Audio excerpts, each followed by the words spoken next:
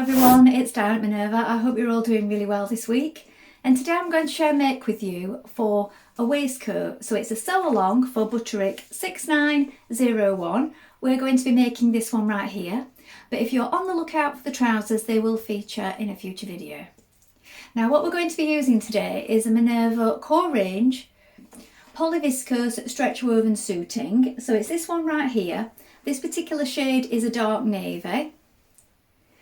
Now, wash and prepare that fabric before we begin, and of course check your sizing with the packet. So you want to make sure you take a tape measure and check that you've got the perfect fit. And when you've done that, we're ready to get started. So let's go and cut our pattern pieces now. Here are our pieces for our waistcoat or vest. So this is the front. Here is a straight grain. You're going to cut 2 pieces in fabric, 2 in lining and 2 in interfacing. Make a note of your dart points here, your placement line for the welt, and also your notches and button or buttonhole markings. Here we have the back. Again, you're going to cut 2 pieces in fabric, 2 in lining, and here we have the dart markings, the straight grain, these circles here, and of course the notches. Here we have the welt. You're going to cut 2 in fabric and 2 in interfacing. Make a note of the fold line and the circles. Here we have the tie end. You're going to cut 2 in fabric.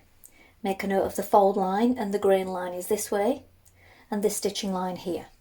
Now we're ready to begin making our waistcoat. So first of all, you want to wind half of your thread onto your machine spool and check your needle is sharp. Now I'm using a size 80, a standard size needle today. Now you may wish to test this on a piece of scrap before we get started and see what works best for you. Then when we've done that, we're going to take our front pieces and also our welt pieces, and we're going to apply the interfacing. That's our first job, so let's get started. Now once you've applied your interfacing to your front pieces of your waistcoat, also make sure that you mark on the marking for the welt front and the darts.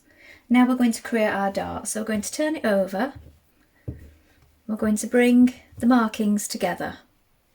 So we have the markings at the front and the point here. So we're working towards this point in a gradual V. We're going to come off right here. Now we want to make sure that we don't come off too suddenly, otherwise we'll get a bump just here. So make that nice and smooth. Also make sure that you let your ends run free so that we can knot them down towards the point.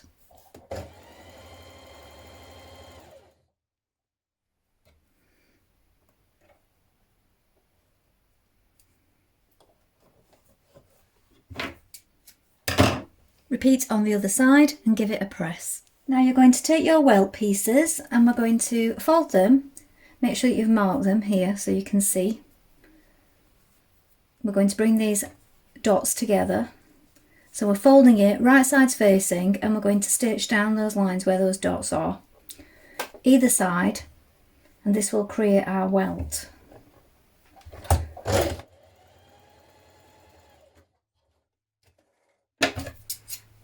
And you can also trim away the excess at these points. Now when you've done that, baste across the top like this and press it flat. Now going to place your welt on the markings on your waistcoat front here. Now we want to make sure that we line it up with this seam line. So it's like this, so it's facing downwards at the moment. We're going to stitch along that line there. And then when you've stitched it, look, we've got these 2 lines either side. It will flip up, and these top dots here will also match. So that will fit inside that marking that we have just here. So we'll stitch that on first of all. Back tack at either end.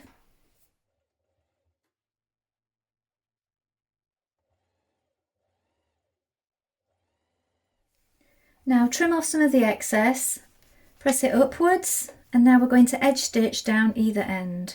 So you can pin it in place before you do this to keep it flat.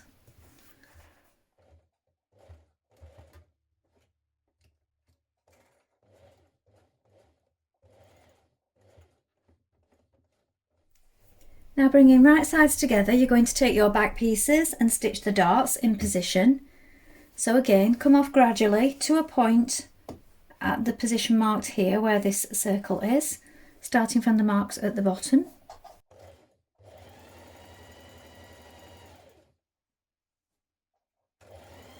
Now pin the centre back here down to this large circle at the bottom. We're going to stitch that in place with a 1.5 centimetre seam allowance, then press it open and flat.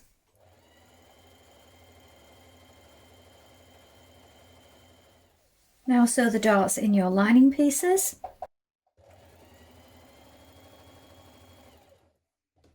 Now we're going to take your tie end and we're going to fold it in half with right sides facing, like this. We're going to stitch along this short end and then along the long end. But the side here with the circles, we're going to leave that open.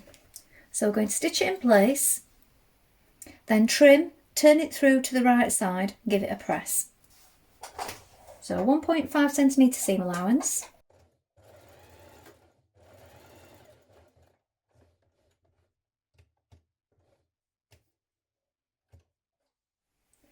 Now pin both tie ends to the back at the places indicated either side, here and here, and baste in position.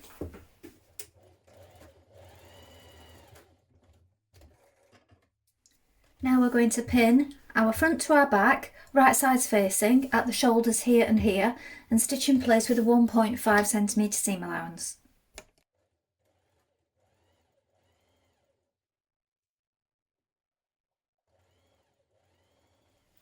Now stitch the centre back seam, so bring your two lining pieces together like this, right sides facing. Stitch that seam in place with a 1.5 centimetre seam allowance. Now pin the back lining to the front lining, right sides facing, at the shoulders, and stitch in place.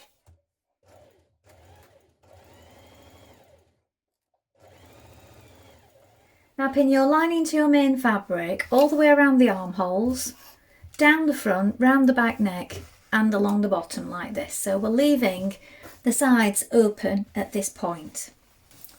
The rest of it is pinned in place. When you've done that, we're going to stitch all the way around, leaving these sides open, and then we will be able to pull it through one shoulder and then out one side once we've done this.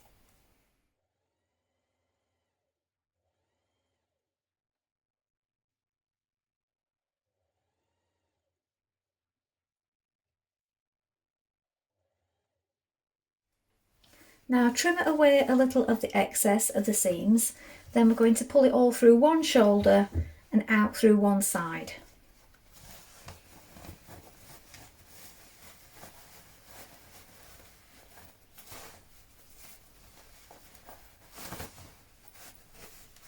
Now understitch your front and neck edges of your lining as far as possible, so you're pushing the seam towards the lining and stitching a couple of millimetres away from this seam here onto the lining, so that's catching the seam on the inside.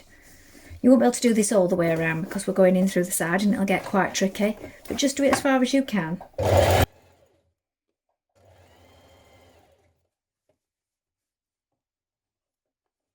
Now sew the side seams in one continuous movement. Now what you want to do is leave a small opening so that you can turn it back through. So we're working from the inside, look. This is my underarm point just here.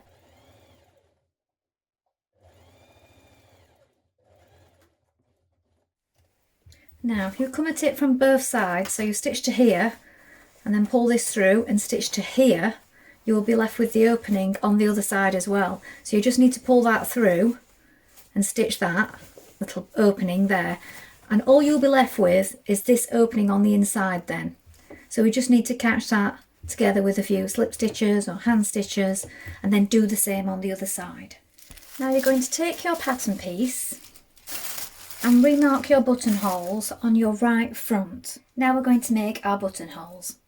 Once you have your buttonholes in place, we're going to sew on our buttons. So I like to sew the first one on, the top one first of all, fasten it and then mark the placement of the next one before sewing that on, just to make sure that they're all lined up correctly.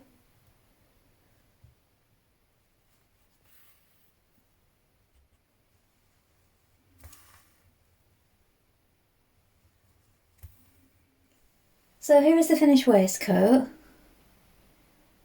This particular one has buttons with navy in the centre and gold around the outside to go with the navy of the waistcoat.